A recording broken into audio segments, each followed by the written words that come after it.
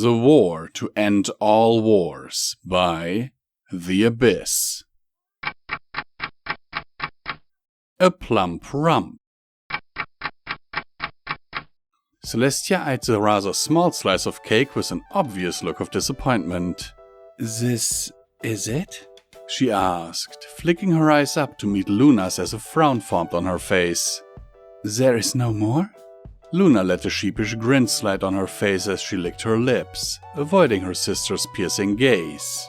"Yes, that is it. And yes, there is more. But you remember what happened last year?" She cleared her throat as she strengthened her resolve, then looked back up at her sister. "You put on at least 30 pounds and your rump was rather plump. It took you months to get back to your normal weight. Is working out and dieting your month really worth a few seconds of pleasure for eating several cakes?" "Yes, and you know I have done this for many, many years. It is my birthday tradition." Celestia huffed as she tossed the fine china aside, the plate smashing into a bunch of bits upon impact. "I will not stand by and be disrespected by such a pitiful offering, especially from my dearest sister." A silly grin grew on her face as she lit her horn, then she feigned a sigh. "I will do what I must." All of her pillows rose from the bed, spinning in a tight circle around her. "This is your only warning. Please move or prepare yourself for a pillow fight the likes that Equestria has never seen before." Her horn grew brighter as she lowered her head, aiming her horn right at her sister. Taking a deep breath, she closed her eyes as her magic started to hum. Luna's eyes went wide. Sister, no!" she said, unable to keep a grin off of her face. I yield! "Not this time, Lulu. I shall not be kept from what is rightfully mine."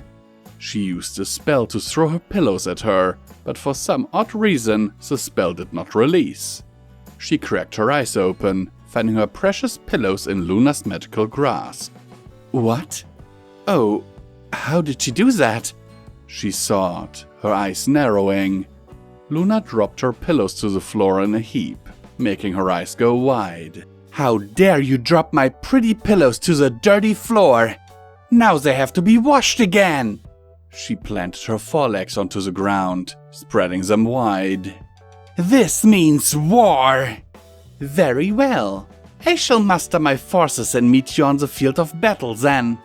Luna turned around and shot her a sly grin. "You better not waste any time, dear sister. That cake will not last forever."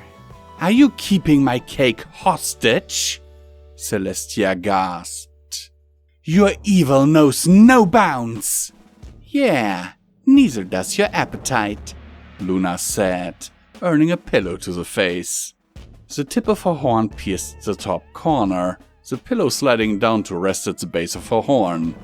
"It would appear that you have fired the first shot," she said, her voice muffled by the thick, fluffy pillow. "I shall forgive this transgression since you are my sister, but only this once." She lit her horn and destroyed the pillow, causing its innards to flutter down towards the floor. 1 hour, sister. 1 hour. Almost an hour later, Celestia marched with the entirety of the royal guard at her back, her troops marching in perfect unison. The guards at the end pulled carts laden with every pillow they could find in the castle, even those from their own beds. They had even gone into the throne room, looking for the large cushions that Celestia and Luna used when they met with dignitaries and guests, but they were gone, no doubt taken by the opposing forces. Turning the last corner leading towards the royal kitchens, the sweetest of scents drifted down from the end of the hallway. Celestia's gaze fell upon her sister and her guards. Their numbers were far fewer than her own. They had made their battlements out of pillows and couches reaching from wall to wall, leaving them with a pitiful amount of pillows left for them to throw and fight with.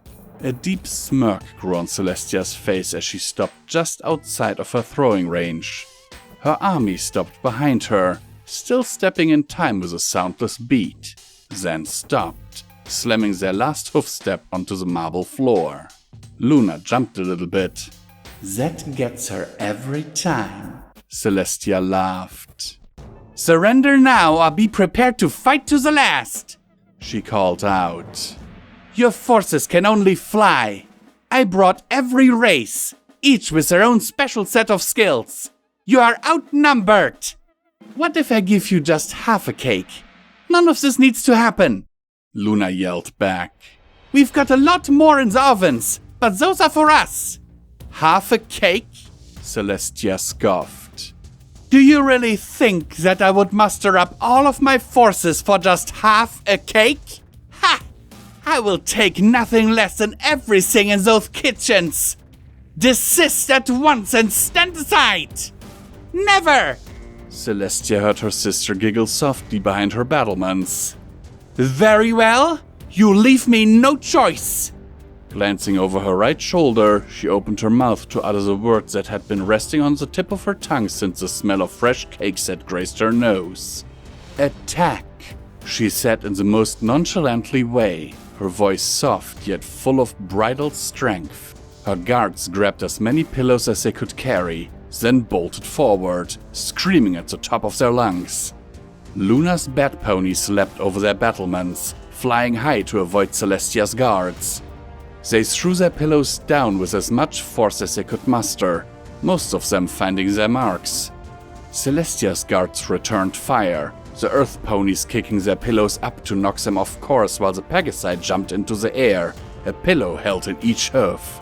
They rose up to meet Luna's ponies, exchanging blows so powerful and fast that Celestia couldn't help but stand in awe until a single pillow flew through the air, hitting her right on her exposed neck. With her breath caught in her throat, she slowly looked down until she found her sister snickering at her with a silly grin upon her face. Picking up the pillow that had just struck her, she stalked towards her prey, the pillow held tightly in her right hoof. Prepare thyself, sister! She yelled out in the royal Canterlot voice as she closed upon her sister. On guard! The battle lasted for many hours. The floor was entirely covered by pillows, easily at least a few layers thick. Every pony, both Royal Guard and Night Guard alike, had found a comfy place to settle down and relax amongst each other's company, some even snuggling and cuddling, to watch their respective leaders battle it out. Just like the year before, and the year before that, Celestia had emerged victorious. Tia, come on! Luna squirmed beneath her sister, trying to wiggle her way out from under her. You're getting fatter, I can feel it! Well, you should have capitulated. Celestia shoved more cake into her mouth, taking her time to enjoy every single last bite down to the last piece. I did warn you after all. Luna huffed and crossed her forelegs. Can I at least have some of your cake? The pillow fight made me really hungry. Nope, Celestia chirped with a giggle, pushing more cake into her mouth. Out of the corner of her eyes, she saw her sister's ears flop down, then felt her go limp beneath her. Well, on second thought... Lighting her horn, she pulled a fresh plate out of the kitchen and cut out a small slice of cake for her, just about the same size as the slice that Luna had brought her that morning. "'Twas a good fight, Lulu," she said as she set the plate down in front of her. "'Twas a good fight indeed," Luna said, her eyes lighting up with glee. Celestia rolled off of her and settled down beside her, propping her forelegs up on some pillows. "Happy birthday, sister," she said, nuzzling Celestia's neck as she laid a wing across her back. "Thank you, little one. I look forward to our next engagement of fluff," Celestia said, humming softly in content. "So, any chance there's room in the budget for more night guards?" Luna asked hopefully. "I definitely need more pony power if I'm to rival the strength of your forces next year after all." "No." But I... "No." "Maybe I can get "No."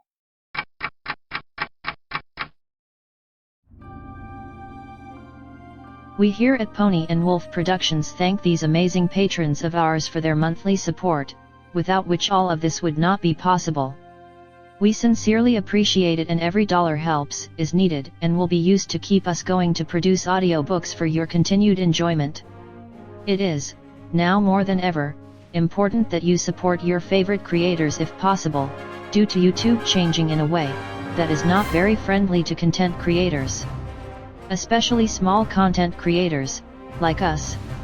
In recent months, the names you see on screen have enabled Midnight and Visual Pony to keep going and only having to sell off part of their belongings to not end up on the street. As an incentive for everyone, Visual Pony has broken a vow and has promised to read and record Fallout Equestria, Murky number 7, should the monthly support reach $1,500.